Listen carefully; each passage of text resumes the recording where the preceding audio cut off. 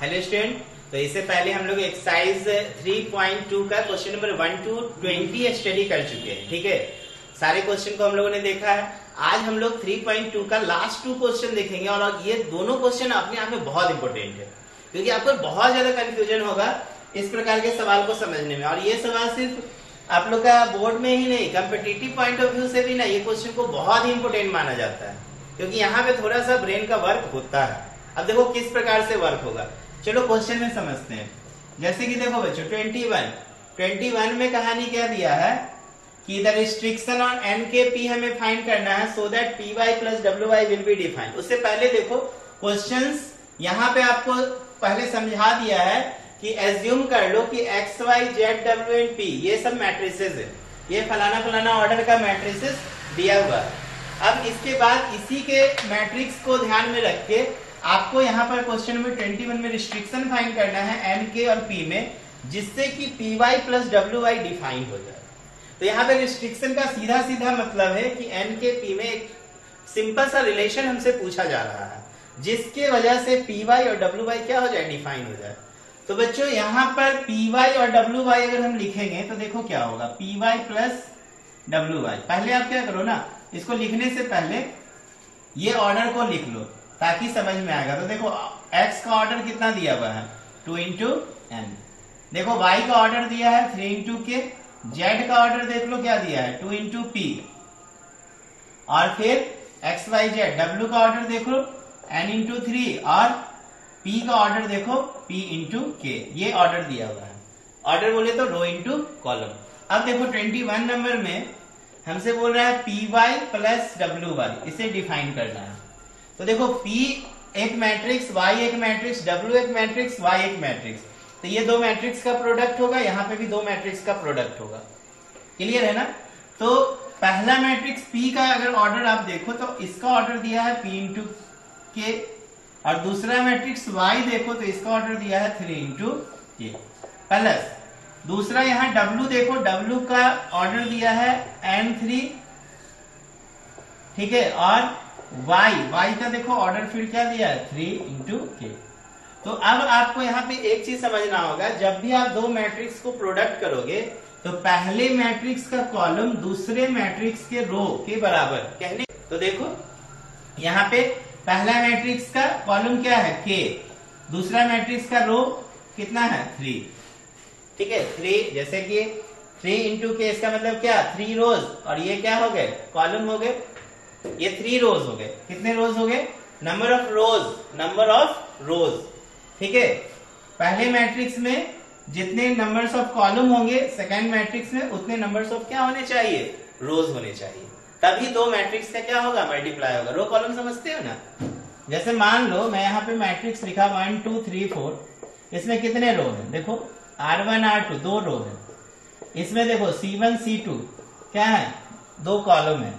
अगर मैं मैट्रिक्स बोलूं 1 2 3, अब बताओ कितने रो हैं, तो बच्चों इसमें एक रो है। कितने कॉलम है, तो 3 कॉलम है।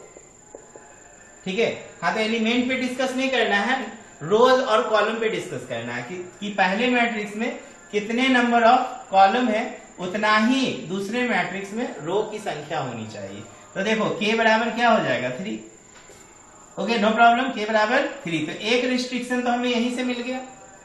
अब ये पी वाई का जो प्रोडक्ट होगा, इसका जो ऑर्डर होगा, ध्यान देना बचा कौन, P, और इधर क्या बचा K। तो ये जो ऑर्डर हो जाएगा P और K का जो ऑर्डर होगा, कहने का मतलब यहाँ पे जो नंबर होगा वो रो कहलाएगा, और यहाँ पे जो नंबर होगा वो कॉलम्स कहलाएगा।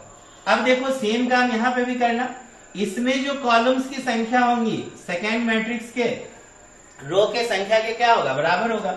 तो यहाँ पे 3 बराबर 3, कोई फर्क नहीं है, टेंशन नहीं है।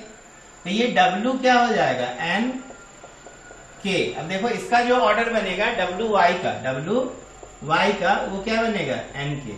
ठीक है, यहाँ पे ऑर्डर क्या हो गया N K। अब देखो जब दो मैट्रिक्स, अब P Y एक मैट्रिक्स बन गया, W Y क्या हो गया, एक मैट्रिक्स बन गया। P Y एक मैट्रिक्स बन गया और W Y भी क्या हो गया, एक मैट्रिक्स, क्योंकि आपने प्रोडक्ट कर लिया है। तो जब प्रोडक्ट कर लिए हैं तो इसका पी वाई मैट्रिक्स का जो ऑर्डर होगा वही ऑर्डर डब्ल्यू वाई मैट्रिक्स का होगा, तभी आप एडिशन कर सकते हो, अदरवाइज हम एडिशन नहीं कर सकते, ये चीज को आपको केयर करना है, ठीक है। तो अब देखो यहां पे क्या करोगे, के तो के बराबर है, इसका मतलब ये रो के क्या होना चाहिए, बराबर होना चाहिए। तो दूसरा रिस्ट्रिक्शन हमें क्या मिल रहा है, पी बराबर एन। तो पहला रिस्ट्रिक्शन हो गया के बराबर 3 और दूसरा रिस्ट्रिक्शन क्या हो गया, पी बराबर एन। तो यही आपका आंसर होगा, देखो ए नंबर, ठीक है।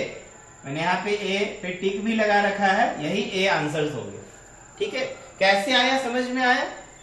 P Y plus W Y का कैसे किया कि पी में जो कॉलम्स की संख्या होंगे y में रो की संख्या के बराबर होगा, ठीक है। तो देखो ये k बराबर 3 और जब इसका प्रोडक्ट होगा तो ये p और ये k इस ऑर्डर में मैट्रिक्स फॉर्म होगा। अब एग्जांपल लेके भी इसको करके देख सकते हो।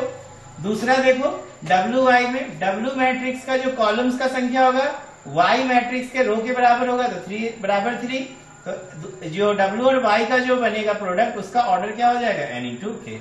अब दो मैट्रिक्स को ऐड तभी करोगे जब इसका ऑर्डर और इसके ऑर्डर आपस में क्या हो जाए, बराबर हो जाए। तो इस परिस्थिति में देखो P n के बराबर हो जाएगा और K तो K के बराबर है। तो दो रिस्ट्रिक्शन हमें मिला ना, K का मान 3 और P का मान क्या मिला, n। अब देखो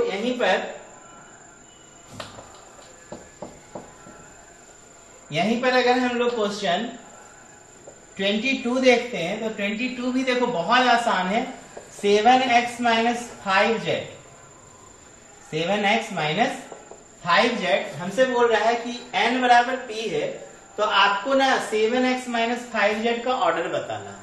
तो देखो आपको इसके लिए ना स्केलर प्रोडक्ट पता होना चाहिए। जैसे अगर कोई मैट्रिक्स 2 3 5 7 2 इंटू 2 ऑर्डर का मैंने लिखा, हम इसको 2 से मल्टीप्लाई करेंगे तो ये 2 3 5 7 हुआ, 2 इंटू 2 ऑर्डर। अब ये 2 से जब मल्टीप्लाई होगा तो 2 2 जा 4, 2 3 जा 6, 2 5 जा 10, 2 7 जा 14। देखो बच्चों ऑर्डर चेंज हुआ, ऑर्डर चेंज नहीं होगा। तो कोई आप नंबर से किसी मैट्रिक्स को मल्टीप्लाई कर रहे हो तो मैट्रिक्स के ऑर्डर में कोई परिवर्तन नहीं होगा। इसका मतलब आप समझ गए कि अगर मैट्रिक्स x में हम 7 से मल्टीप्लाई करेंगे तो मैट्रिक्स x का ऑर्डर में कोई चेंजिंग नहीं आएगा, और मैट्रिक्स z में अगर आप 5 से मल्टीप्लाई करोगे तो मैट्रिक्स z के ऑर्डर में कोई परिवर्तन नहीं आएगा।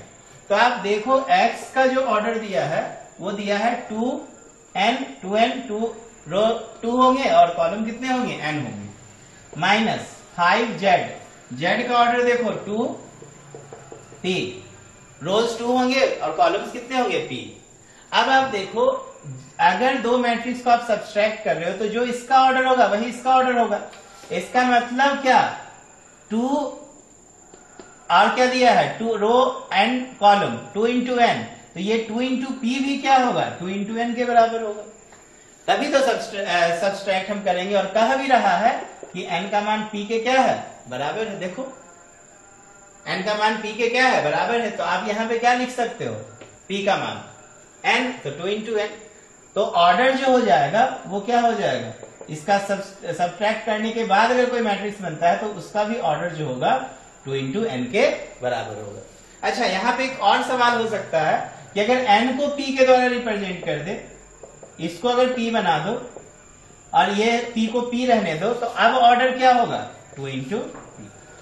तो ये दोनों आंसर्स करेक्ट हो सकते हैं, 2 इंटू एन और 2 इंटू p। देखो ऑप्शन में क्या दिया है, p इंटू 2 मत लेना, ठीक है ना, क्योंकि दो मैट्रिक्स का जो प्रोडक्ट होता है ए बी बी ए के बराबर कभी नहीं होता है, ठीक है।